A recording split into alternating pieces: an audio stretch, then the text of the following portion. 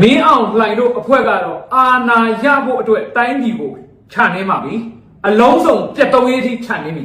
အဲ့ဒါကတော့အားလုံးသိတဲ့အတိုင်းသူတို့စစ်ဖို့ချုပ်တွေလောက်ခဲ့တဲ့မြစ်ဆုံစီမံကိန်းကိုပြည်သူကလက်မခံဘူးအဲ့ဒီအတွက်လူကောင်းတော်ဒေါအောင်ဆန်းစုကြည်တို့လက်ထက်မှာမလုပ်ခဲ့တဲ့မြစ်ဆုံကိုရက်ဆိုင်ခဲ့မြစ်ဆုံစာချုပ်ကဖျက်ဖို့ဟာတော့မလွယ်ဘူးအဲ့လောက်ထိအပိုင်ထုတ်ပြီးတော့ရက်ဆိုင်ခဲ့တာဘာဖြစ်လို့မြစ်ဆုံမှာလုံးလို့မလွယ်တာလဲမြစ်ဆုံဆိုတာဒီမေခမလိခပေါင်းစုံတဲ့နေရာကိုမြစ်ဆုံအဲ့ဒီနေရာကိုဆယ်ကြီးစောက်ပြီးတော့ရေအားလျှက်စစ်ထုတ်တယ်အဲ့ဒီထုတ်တဲ့ရေအားလျှက်စစ်ကရတဲ့ယာဂိုင်နှုံးဟာတရုတ်ကအကုန်လုံးရပါမှာမြန်မာကနည်းနည်းပဲရရင်းနဲ့စိတ်ကန်းအောင်တောင်မှတရုတ်က66မြန်မာက400အဲ့ဒါကိုဒေါ်အောင်ဆန်းစုကြည်အစိုးရလက်ထက်မှာမြန်မာက40တရုတ်က60နဲ့စာချုပ်ကိုပြန်ပြင်ချုပ်နိုင်ခဲ့လို့စဉ်းစားကြည့်တော့သူတို့လုပ်ထားတာအခုမြစ်ဆုံလည်းအဲ့ဒီတိုင်းပဲမြစ်ဆုံလုံးမဲ့နေရာကထွက်တဲ့မြေကြီးကအစ22အားလုံးမင်္ဂလာပါခင်ဗျာတော့နေယူရှာရိတ်မှကြိုးဆိုပါရကျွန်တော်တို့ရဲ့ channel ဟာဆိုရင်နေစုသတင်းထူးများကိုတင်ဆက်ပေးနေတာမို့ဝင်ရောက်ကြည့်ရှုဖို့တောင်းဆိုလိုက်ပါတယ်ကြည့်ရှုသူများကိုအထူးကျေးဇူးတင်ရှိပါတယ်ခင်ဗျဒီကားတွေနဲ့တရုတ်ပြည်ထိတည်သွားတာခင်ဗျားတို့စဉ်းစားကြည့်မြေကြီးတန်ဖိုးမရှိရင်အဲ့ဒီ22ဘိန်းကားနဲ့မြန်မာနိုင်ငံမြေကြီးကိုတရုတ်ထိတည်မလားအဲ့တော့မြစ်ဆုံကိုတရုတ်ကဘာဖြစ်လို့လုပ်ချင်တာလဲဒီကထွက်မဲ့အရာအားလုံးကိုလည်းကလော်ပြီးယူရလို့ရမယ်ဒီစေးကြီးစောက်ပြီးလို့ရှိရင်တူတိုင်းကြီးကနော်အကုန်လုံးရမှာမြန်မာကအယိုးတော့ပဲကြိုက်တာအစွန်းတော်လေးပဲကြိုက်တာအဲ့တော့တကယ်ဒါကြီးကပြိုကျပြီဟဲ့ဆိုရင်ဘလောက်ပြမြစ်ကြီးနားမြို့ကနိုင်ပိုင်းအတွင်းမြုပ်သွားမယ်အဲ့ဒီARDမြစ်ကမ်းတောက်လျှောက်ရှိတဲ့ရွာပေါင်း100ကျော်ကမြစ်တစ်ပိုင်းအတွင်းမြုပ်သွားမယ်တရုတ်မစင်စားနဲ့အဲ့တော့တရုတ်ကစောက်လိုက်ပြီကျွန်တော်တို့အာမခံပါတယ်စောက်လိုက်ပြီနော်ပြိုကျလာဘယ်လိုလုပ်စကိုင်းငလင်ပြက်ရွကျော်တိလားမသိဘူးနော်ဇာနေဘူးတဲ့လူတိမယ်ပြက်ရွကျော်ဆိုတာသူတို့ကလူဘိန်းနားလဲအောင်ကျွန်တော်ရှင်းပြမယ်အောက်မှာရှော်ရည်တွေပေါ်မှာကြောက်တုံးတွေမျောနေတယ်အဲ့ကြောက်တုံးနှစ်ခုဆက်တဲ့နေရာကိုပြက်ရွကျော်ခေါ်တယ်စကိုင်းရဲ့ပြက်ရွကျော်ကအဲ့ကြောက်ဖြတ်တစ်ခုသူတို့တော့ထပ်နေတာနော်ဘူမိပိဒါပညာရှင်တွေပြောထားတာဒီကြောက်ဖြတ်နှစ်ခုကမငြိမ်ဘူးမငြိမ်တဲ့အတွက်စကိုင်းပြက်ရွစကိုင်းငလင်ကျော်အမြဲငလင်တွေထုတ်တယ်အဲ့တော့အခုလက်ရှိမေခမလိခမြစ်ဆုံတွေကစကိုင်းပြက်ရွငလင်ကျော်နဲ့တဲ့တယ်ဟိုရက်ကမန္တလေးမှာလှုပ်တဲ့ငလင်ပါလေးရှိသေးတယ်အဲ့လားလူဘလောက်တည်တယ်အဆောက်အုံဘလောက်ပြက်အဲ့ဒီပြက်ရွကျော်ကြီးနှစ်ခုကြမ်းတန်းလှုပ်လာမယ်ဟဲ့ဆိုရင်အဲ့ဒီမြစ်ဆုံဆယ်ကြီးကြိုးကြပြီဟဲ့တနိုင်ငံလုံးသွားပြီဒါကတစ်ခုနောက်ထပ်တစ်ခုကအဲ့ဒီမြစ်ဆုံဆယ်ကိုမေခမလိခကနေရေကိုပိတ်ချလိုက်တဲ့အတွက်ARDမြစ်ရိုးတောက်ချောက်ရှိတဲ့ရွာတွေအကုန်လုံးဆယ်တွေရေခမ်းကုန်မယ်ဒီကလှုပ်ပေးတဲ့ရေလောက်ပဲရမယ်စိုက်ပျိုးရေးတွေမွေးမြူရေးတွေအကုန်စမုံတုံးကုန်အဲ့တော့ဒီမြစ်ဆုံစီမံကိန်းဆိုတာတရုတ်ကောင်းစားရေးအတွက်မြန်မာနိုင်ငံအစီအနှစ်နော်တကယ်မြန်မာရဲ့ဟိုဘယ်လိုပြောမလဲအတက်လို့ပြောလို့ရတဲ့ ARD မြစ်ကိုဖြစ်စည်းမြစ်မှာအဲ့လိုရေမလာတဲ့အတွက် ARD မြစ်တောင်တွေထွန်းမယ်ခုံတွေထပ်မယ်မြစ်ချောင်းတွေပြောင်းမယ်ရေတိုက်စားမှုတွေဖြစ်မယ်စိုးကျိုးတွေအများကြီးဒါကြောင့်မို့လို့ပညာရှင်တွေကမြစ်ဆုံဟာလုံးဝမလုတ်တဲ့နဲ့ဆယ်မဆောက်တဲ့အရာလို့ထောက်ပြထားတယ်ဒါပေမဲ့အခုအဲ့ဒီဆယ်ကိုမင်းအောင်နိုင်တို့ကစောက်ဖို့လုပ်နေတယ်ဓမ္မကြီးသူတို့အမေလင်အကြောင်းကိုလော်ထားတဲ့ကြော်စိုးပါပြောကြည့်ပါဦးဒုချုပ်ကြီးကဒီမြေကြီးသားမြို့မှာရှိတဲ့ဒေသခံမျိုးမျိုးဖားတွေနဲ့တွေ့တဲ့အခါမှာပြောဆိုခဲ့တဲ့စကားအချို့ကိုကျွန်တော်ထပ်ပြီးတော့တင်ပြပေးမှာဖြစ်ပါတယ်နံပါတ်1ကပြည်စုံစီမံကိန်းကိုမိမိတိုင်းမှုလက်ထက်မှာစတင်ကောင်းနေပေါ်ခဲ့ပြီးတော့နောက်ဆုံးအဆင့်တမန်တိဆောက်ရေးစီမံကိန်းစတင်ချိန်မှသာနိုင်ငံရဲ့ချက်တဲ့နဲ့မပြုံမနိုင်တော့အကြောင်းအများကြောင့်စီမံကိန်းရက်တက်ခဲ့ရပါတယ်အဲ့မှာကျွန်တော်တို့ဒေသခံလူထုရဲ့စိုးရိမ်မှုပါဒီစီမံကိန်းတိဆောက်ရေးနဲ့ပတ်သက်ပြီးတော့ဒေသခံပြည်သူတွေပြီးရင်ကျွန်တော်တို့ဘာသာရေးခေါင်းဆောင်တွေအခြေလက်ဆွေးနွေးခဲ့ရပါတယ်အဓိကဒီဘာသာရေးခေါင်းဆောင်တွေဒေသခံပြည်သူတွေရဲ့စိုးရိမ်မှုကငန်လင်လောက်တဲ့အခါမှာငန်လင်ဖြစ်လာခဲ့ရင်ဒီမြစ်ဆုံဆယ်ကြီးကကျွန်တော်တို့ဒေသခံပြည်သူတွေအဲ့မှာရှိတဲ့ကျွန်တော်ဘာသာရေးခေါင်းဆောင်တွေစိုးရိမ်ကြက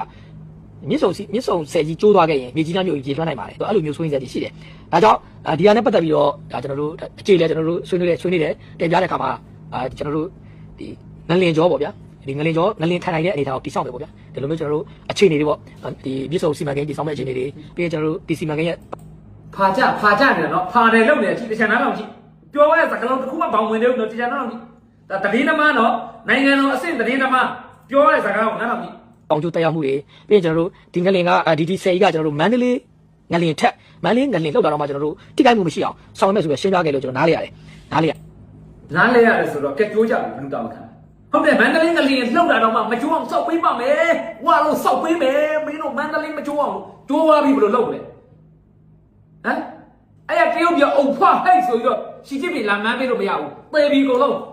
လူထောင်ချီတောင်းချီသိန်းချီသိမ်းမှာဘယ်လိုလုပ်မလဲမဟုတ်ကိုနိုင်ငံအတွက်ကောင်းဖို့မြန်မာနိုင်ငံအားလုံးဒီမြစ်စုံကထွက်တဲ့နော်ဒီလျှက်စစ်ကလာဆောက်ပေးတဲ့တရုတ်က90မြန်မာက90ရရင်တော့ကျွန်တော်မပြောဘူးနော်အော်ငါတို့ဒီမြစ်စုံက90ရာခိုင်နှုန်းတော့အခွင့်အရေးရမယ်ကျန်တဲ့90ကတော့သူတို့လာဆောက်ပေးတဲ့အတွက်သူတို့ယူမယ်ဆိုရင်တော့ကျွန်တော်တို့မပြောဘူးကိုနိုင်ငံဘာမှမရတဲ့ဒီအယိုးရင်းတော့တရုတ်စားပြီးကြံမိခဲ့တဲ့ရာခိုင်နှုန်းလောက်ပဲရမှာသူတို့လာဆောက်တယ်ဆိုပြီးတော့ဘယ်နှစ်ပြည့်စာချုပ်ပြည့်တော့ရမှာအဲ့စာချုပ်ပြည့်အဲ့10ပြည့်အဲ့ဒါကြီးကိုတူအာနာရဖို့အတွက်သူ့ကိုတရုတ်ကအပြည့်အဝထောက်ခံဖို့အတွက်မြစ်စုံနဲ့အလဲထက်လုပ်ပြီးတော့တိုင်းပြည်ကိုရောင်းစားကြတာမအေးလို့တွေအဲ့ဒါကိုဒီမှာကြည့်ဒီခွေးမသားမနှမ်းမသားတွေကလိုက်ပြီးတော့ပါတယ်လုပ်တယ်ကြည့်ရင်နာစရာကြီးကျွန်တော်တိုင်းပြည်တွေအဲ့မှာကျွန်တော်ဒေသခံပြည်သူတွေကလည်းကျင်းနှမှုရှိတယ်ဗာလိုက်ကောင်းဆုံးတယ်ကျင်းနှမှုရှိပါတယ်ကျွန်တော်နားလေးဘယ်သူမှမကျင်းတတ်ဘူးကိုမေကိုလုံးဖာမချနဲ့တိလားစောက်ပေါ်တွေမပြောနဲ့ဘယ်ပြည်သူမှမကျင်းတတ်ဘူးအမဲလာသေးတယ်ဒေသခံဗာလိုက်ကောင်းဆုံးတဲ့ပြည်သူတွေကပဲကျင်းတတ်သွားတယ်ဟုတ်လားကျင်းတတ်တဲ့လူပြသားမှာဘသူကျင်းတတ်တယ်ဘယ်ဖွဲ့စည်းကျင်းတတ်တယ်ပါတယ်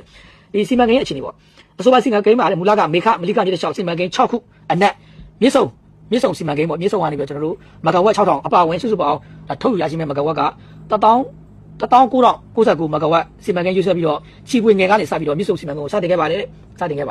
အဲ့တော့ဒါတော့သူတို့ရဲ့ဒီစီမံကိန်းရဲ့အခြေအနေပေါ့စီမံကိန်းရဲ့အခြေအနေလက်ရှိမှာကျွန်တော်တို့ဒီလျှက်စစ်ဝန်ကြီးဌာနအနေဖြင့်မြစ်စုံအမှတ်လက္ခဏာမပြောင်းပြရေးပြီးကျွန်တော်တက်မှန်အမြင့်နဲ့ထုတ်လုပ်မှုမဂါဝက်နဲ့ပတ်သက်ပြီးတော့သက်ဆိုင်ရာအဆိုပြုနီလန်း6မျိုးပြအကျဉ်းချင်းဆွေးနွေးခဲ့ပါတယ်အကျဉ်းချင်းဆွေးနွေးပြီးနောက်ပိုင်းမှာမေခနဲ့မလိကမြစ်စုံရဲ့ကျွန်တော်ရည်စည်းကြောင်းတွေမပြောင်းပြအောင်ဒါတွေဆောင်ရနေပါတယ်လက်ရှိဒီစီမံကိန်းနဲ့ပတ်သက်ပြီးတော့ကျွန်တော်တို့ကွန်ကရစ်တောက်ဖြစ်တမန်ဆောင်ရမယ်ပြီးရင်ကျွန်တော်တို့ဒီစက်တက်ဆင်ရကတော့9600မဂါဝက်အသုံးပြုသွားမယ်လို့တော့အဲ့မှာကျွန်တော်တို့ရှင်းပြနေမှာနားထောင်ရရတယ်ဒီမြစ်စုံဆယ်ကြီးကမြစ်စုံဆယ်နဲ့ပတ်သက်ပြီးတော့ဒီမန္တလေးငလင်လောက်တော့မှဒီချက်ပုံမခိုင်မာတဲ့ဆယ်ကြီးဖြစ်ဖို့အတွက်ဒါ ACP အဖွဲ့ပညာရှင်တွေနဲ့ကျွန်တော်တို့အကြံပြုတွက်ချက်သွားမှာဖြစ်တယ်ပေါ့ဗျာအဲ့တော့ကျွန်တော်တို့မြစ်စုံနဲ့ပတ်သက်ပြီးတော့ဘာမှစိုးရိမ်မရှိဘူးဗျာဒီလိုမျိုးအမှတ်ကန်ပြီးတော့ဖြစ်ပါတယ်ဒီမြစ်စုံဆယ်ကြီးတည်ဆောက်ခြင်းအပြင်နံပါတ်1ချက်ကမြကြီးနားမြို့ရေလွှမ်းမှုမခံရတော့ဘူးနံပါတ်2ချက်ကတော့ကျွန်တော်တို့ဒီရေလမ်းကြောင်းပေါ့ AR မြစ်ရေလမ်းကြောင်းကြီးတို့တောက်လျှောက်ထိန်းကြီးပေးမှာဖြစ်တဲ့အတွက်ဒီ AR မြစ်ရဲ့မြေကရေပြင်မြစ်10မီတာအထက်အမြဲရှိမယ်ပေါ့ဗျာအမြဲရှိတဲ့အတွက် AR တိုင်းကနေပြီးတော့မြကြီးနားမြို့ထိတင်မောကြီးတင်မောငယ်တွေဂျာတင်မြစ်ကျွန်တော်စံတက်သွားလာနိုင်မယ်နောက်တစ်ချက်ကတော့ကျွန်တော်တို့မြေချမ်းပြင်နောက်တစ်ချက်ကတော့ကျွန်တော်တို့ဒီ AR မြေကမ်းပေးထားမှာရှိတဲ့ရွာတွေပေါ့ရွာတွေရေကြီးနေမျိုးမဖြစ်တော့ဘူးစိုက်ပျိုးရေးတွေကောင်းလာမယ်လက်ရှိတော့ကျွန်တော်တို့ဒီမြေနဲ့ပတ်သက်ပြီးတော့ထင်းကြီးတာမရှိတဲ့အခါကျမိုးတွင်းဘက်မှာ AR မြေကမ်းပေးထားမှာရှိတဲ့ရွာတွေရေလမ်းချင်းခံရတယ်တောက်လျှောက်ရေလမ်းချင်းခံရတယ်ဒါတွေလည်းမဖြစ်တော့ဘူးဟောဒီကောင်တွေကြောက်စရာကြီးနော်ဟောဒီကောင်တွေတော်တော်ကြောက်ဖို့ကောင်းတယ်နော်အကောင်ပြောတာတိုင်းပြည်ကိုချနေအကုန်ဖြက်စီးပြီးတော့ဝင်မလေးဘူးနော်ခင်ဗျားတို့ရိုးရိုးလေးပဲစဉ်းစားကြည့်နော်လက်ရှိမြစ်ရကြီးတာဘာကြောင့်ရေလောင်းချလိုက်မယ်ဒီရေကကောင်းကောင်းမွန်မွန်စီးဆင်းသွားမယ်ဆိုရင်ဒီမှာရေတွေအိုင်ပြီးတော့ရေကြီးတယ်လို့မလို့ဘူးလေရေကြီးပြီဆိုတဲ့ကပိတ်ဆို့နေလို့လေပိတ်ဆို့နေလို့ရေကြီးတာအဲ့ဒါကိုပိတ်ဆို့လိုက်ရင်ရေကြီးတာပျောက်မယ်ဆိုတဲ့စကားဟာကိုမေကိုလိုးတဲ့ကြော်စိုးစကားပေါ့ဖြစ်နိုင်လားမဖြစ်နိုင်ဘူးလားဒိဗယ်ရှိတဲ့စကားကိုလော်လေကွာဟမ်မင်းတို့ကောင်တွေတလောက်တောင်ဆိုတော့တိုင်းပြည်ကိုတအားရုပ်မာသွားပြီတလောက်တောင်တော့မဖြစ်သေးကြပါနဲ့နော် ARD ဆိုတာမြန်မာပြည်သူရဲ့အသက်ပါတကယ်ကိုတိုင်းပြည်ကအကျိုးအမြတ်ရှိလို့ဒီဟာကြီးကိုလုပ်တယ်ဆိုရင်တမျိုးနော်ဘာမှမဟုတ်ဘဲနဲ့ဒီမြစ်စုံယူ ARD ပြီးပိတ်ချိုက်တယ်နဲ့အောက်မှာအကုန်ကောပြီဘလို့ AR ရေစီးရတာကောင်းပါလေလို့တောက်လျှောက်စီးနေတာတော့မှပိတ်ဆို့ပြီးတော့ဗျက်ကလန်းစီဖြစ်နေတဲ့ဟာဒါကြီးကိုထပ်ပိတ်နေဆိုရင်စဉ်းစားကြည့်ကြခင်ဗျားတို့ရိုးရိုးလေးပဲစဉ်းစားကြည့်နော်ဒါကြောင့်မလို့ဘူမိဗေဒပညာရှင်တွေတခါတည်းထောက်ပြထားတယ်မြစ်စုံဟာလုံးဝဆယ်ဆောက်ဖို့မတင့်နဲ့ပထဝီအနေထားရမြေပြင်မှာလို့ဒရိပေးတာတဦးတည်းမဟုတ်ဘူးတစ်ဖွဲ့တည်းမဟုတ်ဘူးနော်ဒါကိုမရအောင်လုပ်ပြီးတော့ဘာလုပ်တာရှင်းတယ်တရုတ်ကမြစ်စုံအသေးလဲလို့ချင်းတရုတ်မြန်မာပြည်ကလုပ်မှာမြစ်စုံပဲပိုးလန်းရဲ့ဓာတ်ငွေ့ရင်းနိုင်စဉ်းစားကြည့်ကုန်သွားပြီနော်ဒီကောင်းသွင်းပိတ်ဖြစ်နေတဲ့ယူနန်ပြည်နယ်ထွက်ပေါက်တရုတ်ပိုးလန်းဆိုပြီးတော့လမ်းမကြီးဖောက်ချပြစ်မှာအဲ့ဒီလမ်းမကြီးဖောက်လိုက်တာနဲ့တရုတ်တိမ့်နဲ့ချီပြည်တွင်းနဲ့ဝင်လာမှာအဲ့ဒီတရုတ်တွေကအလုတ်ရှင်ဖြစ်ပြီးတော့ခမားတို့ကျွန်တော်တို့မြန်မာပြည်သားတွေကအဲ့တရုတ်ချီမှာကြုံပြန်ခံရတဲ့လူတွေဖြစ်မှာအာဖရိကမှာတွားကြည့်တီရီလင်ကမှာစိတ်ကမ်းပေးလိုက်ပြီကမ္ဘောဒီးယားမှာတွားကြည့်ကမ္ဘောဒီးယားမှာမြို့လေကောင်မှာကာစီနိုယုံပြီးတီးတယောက်ဆောက်ထားတယ်ကမ္ဘောဒီးယားပိုင်တာမဟုတ်ဘူးနော်ကမ္ဘောဒီးယားနိုင်ငံသားပိုင်တာမဟုတ်ဘူးထိုနည်းတူပဲအခြားသောလုပ်ငန်းတွေတွားကြည့်ကျွန်တော်ကိုယ်တိုင်ဖနန်းမြို့မြို့ထိကျွန်တော်ရောက်ခဲ့တယ်နော်ဗီဒီယိုတော့ကျွန်တော်ရိုက်ထားရှိတယ်ကျွန်တော်ဘောနင်းမဖြစ်သေးလို့အဲ့တော့လက်ရှိတရုတ်ရဲ့ရုံမှမှုကြောင့်ခန်းတဲ့တိုင်းပြည်တွေကြည့် ဒါကိုတရုတ်ကကောင်းကောင်းလုပ်ဖို့ဒီမြစ်စုံပဲပိုးလန်းရဲ့ရင်တဲ့စိတ်ကန်းတွေဘာလဲနောက်ရှိသေးတယ်နော်ပြီးရင်တဲ့တဘာတန်းဝင်ဒီသုံးခုကိုတရုတ်ကအကုန်လုံးစုပ်ဖို့အတွက်လိုအပ်နေမင်းအောင်နိုင်ကလည်းတရားမဝင်ရာဇဝတ်ကောင်ဘဝကနေတရားဝင်တဲ့နိုင်ငံခေါင်းဆောင်ဖြစ်ဖို့အတွက်ကြိုးပမ်းနေအဲ့လိုကြိုးပမ်းတဲ့နေရာမှာနိုင်ငံတကာရဲ့ထောက်ခံမှုကနံပါတ်1အရေးကြီးဆုံးအဓိကကြဆုံးပဲနိုင်ငံတကာထောက်ခံလိုက်ရင်ပြည်တွင်းဟာတွေအမှုတ်ချေပလိုက်လို့ရတယ်အဲ့တော့နိုင်ငံတကာထောက်ခံမှုရဖို့အတွက်တရုတ်နဲ့ရုရှားကကောင်းကောင်းကြောတော့ခံပေးတယ်အဲ့တော့တရုတ်ကအာမခံချက်ရဖို့အတွက်မင်းအောင်နိုင်ကနိုင်ငံတွေကဘာလိုချင်တယ်လိုချင်တာအားလုံးကိုအကုန်ချနေတာအဲ့တော့ဘောမနဲ့အမျိုးချစ်ပါတယ်ဆိုတဲ့အမျိုးမဘာတာခမရတို့ဗဇက်ပေါက်တွေကဘာထွက်မလဲစောင့်ကြည့်မြစ်စုံဟာမြန်မာနိုင်ငံအသက်မြန်မာနိုင်ငံတွေးကြောအဲ့ဒါလို့မြန်မာအသက်ကိုချနေတာတော့မှခမရတို့အမျိုးဘာသာတာနာဆိုတဲ့ကောင်တွေစောက်တံမထွက်ဘူးဆိုရင်ခမရတို့အမျိုးဘာသာကိုမေကိုလိုးတဲ့အမျိုးပဲဖြစ်နေတယ်ရှင်းရှင်းလေးပဲနော်ရင်နာစရာကြီးတော့ဒီနေ့ကျွန်တော်တင်တဲ့ဗီဒီယိုတွေမှာရိုင်းရပါမယ်ဒီတစ်နေ့လုံးကျွန်တော်နေလို့မထင်ဘူးကျွန်တော်စိတ်နဲ့လူနေတော့မကဘူးကျွန်တော်တကယ်စိတ်တူစရာတွေကြီးပဲတွေ့နေရတယ်တွေ့တဲ့သတင်းတွေရတယ်စိတ်တူစရာတွေအပြင်မှာလည်းဘယ်နည်းကပြောလို့စိတ်တူစရာတွေကြီးပဲဗျာဒီတစ်နေ့လုံးကတကယ်အခုလိုနေပဲပြောစရာစကားလုံးလည်းမရှိတော့ဘူးကျွန်တော်တို့နိုင်ငံမှာဒီကျွန်တော်အခုပြောနေတာဒီနိုင်ငံလေဒီတစ်ခေါက်မှမရရင်မြန်မာပြည်မှာလူလို့ဖို့မစင်းစားကြနဲ့တော့တကယ်ပြောတော့စိတ်ပြစ်စရာကြီးနော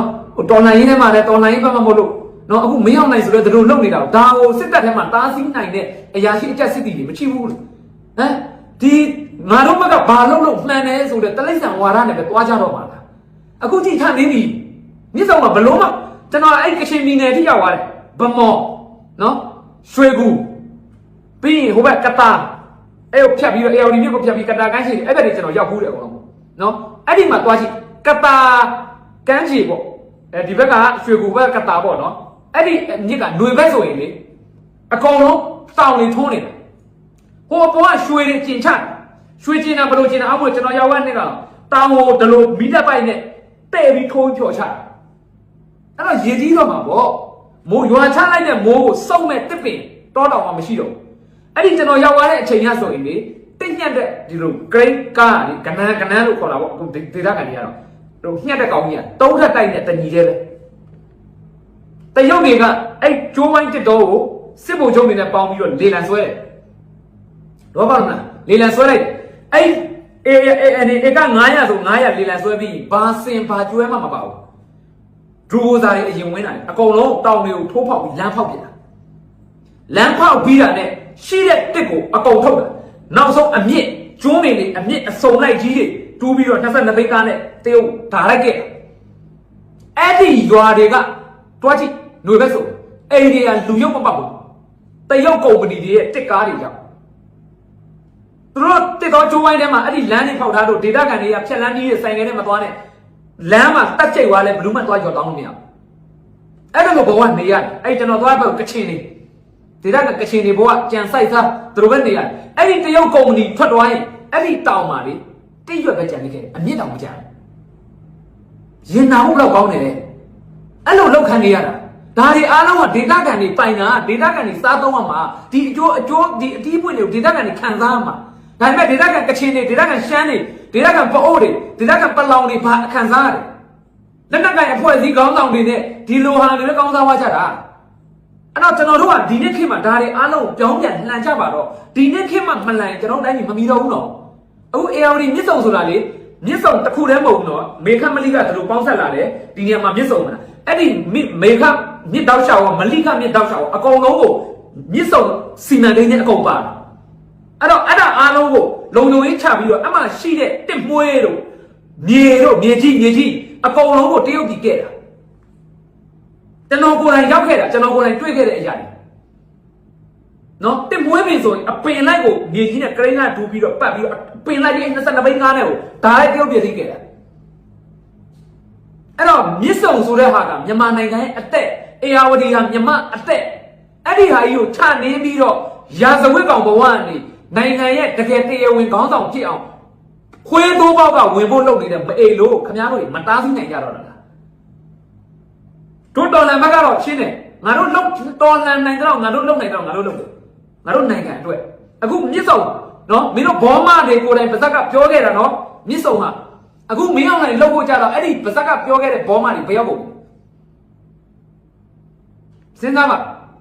ဘက်လောက်ပဲကြည့်မယ်ဆိုရင်တော့တလိမ့်ဆိုင်အကုန်ဖြစ်ကုန်လိမ့်မယ်တိုင်းပြည်ဆိုတဲ့မျက်နှာကိုကြည့်ပါပြည်သူဟာတိုင်းပြည်ပါနော်စစ်ဗိုလ်ချုပ်တွေအတိုင်းပြည်မဟုတ်ဘူးနိုင်ငံတော်ဆိုတာပြည်သူတွေကိုပြောတာစစ်ဗိုလ်ချုပ်တွေကနိုင်ငံတော်မဟုတ်ဘူးစစ်ဗိုလ်ချုပ်ဆိုတာစစ်ဗိုလ်တွေဆိုတာအိမ်အိမ်အမြင်နဲ့ပြောမယ်ဆိုခြံစောက်ဖို့ငှားထားတယ်လို့စစ်တပ်ဆိုတာတိုင်းပြည်ရဲ့ခြံစောက်ဒီတိုင်းပြည်ရဲ့ခြံလုံခြုံဖို့စစ်တပ်ကိုစောက်ခိုင်းတာစစ်တပ်ကတိုင်းပြည်ကိုအုပ်ချုပ်ဖို့မဟုတ်ဘူးအုပ်ချုပ်တာဒီအုပ်ချုပ်သူရဲ့အလုပ်စစ်တပ်ကတိုင်းပြည်ကိုအုပ်ချုပ်ရင်အဲ့တိုင်းပြည်ပြက်တယ်နော်အဲ့တော့ငါတို့စစ်တပ်ဘာလုပ်လို့ဆိုတာလေတခုရှိတယ်စစ်သားတွေကတိုင်းပြည်အုပ်ချုပ်တဲ့ပါခွင့်ရှိတယ်တန်းတူညီမျှပဲနော်ရှင်းရှင်းပြောရင်စစ်သားတွေကပို့ပြီးတော့အခွင့်အရေးရှိတာမန်ပြည်သူတယောက်ကအဲ့ဒီခြံစောက်ဖြစ်တဲ့စစ်တပ်ထဲမှာတွားပြီးတော့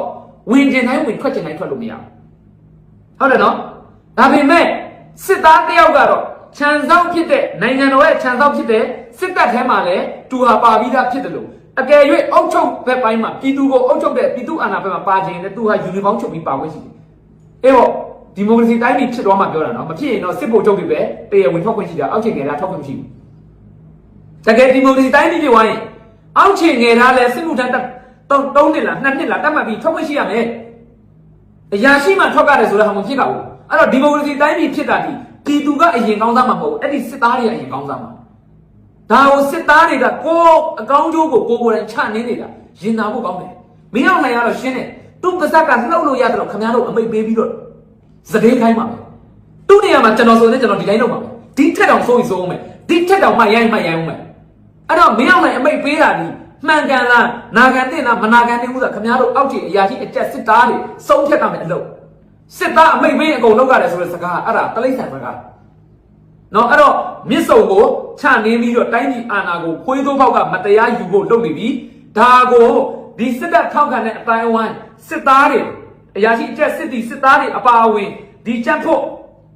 မဘာသာအကုန်လုံးဘာမှမပြောကြတော့ဘူးလားဘာမှမသားကြတော့ဘူး